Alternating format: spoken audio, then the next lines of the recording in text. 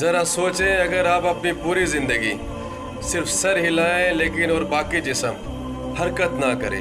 یہ کہانی ہے پال الیگزینڈر کی۔ 1952 میں جب وہ صرف 6 سال کا تھا اسے سخت بخار ہوا اور بخار انتہائی خطرناک صورتحال اختیار کر گیا۔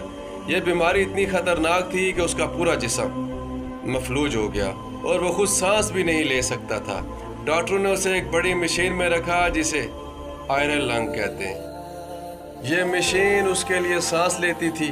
لوگوں نے سوچا یہ بچہ شاید چند دن بھی زندہ نہ رہے، لیکن پال الیگزینڈر نے ہار نہیں مانی اور اللہ کا بھی یہی فیصلہ تھا۔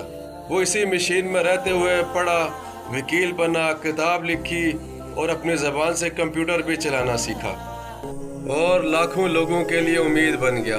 تقریباً 70 سال سے زیادہ کا عرصہ وہ اسی مشین کے اندر زندہ رہا۔ دنیا اسے دیکھ کر حیران ہوتی تھی کہ انسان اگر ہمت نہ ہارے تو ناممکن کو بھی ممکن بنا سکتا ہے۔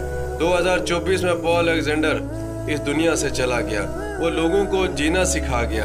اگر آپ اس انسان کی ہمت کو سلام کرتے ہیں تو ویڈیو کو لائک اور شیئر ضرور کریں۔ آپ کا شکریہ۔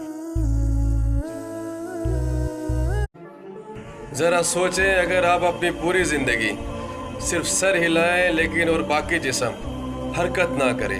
یہ کہانی ہے پال الیگزینڈر کی۔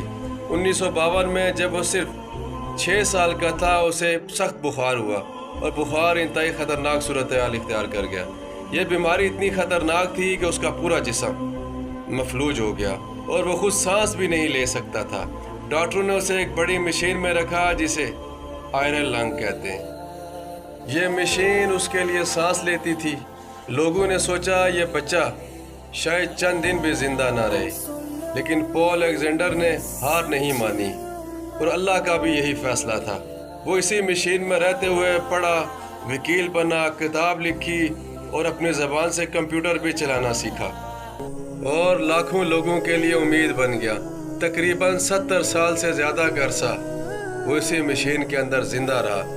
دنیا اسے دیکھ کر حیران ہوتی تھی کہ انسان اگر ہمت نہ ہارے تو ناممکن کو بھی ممکن بنا سکتا ہے۔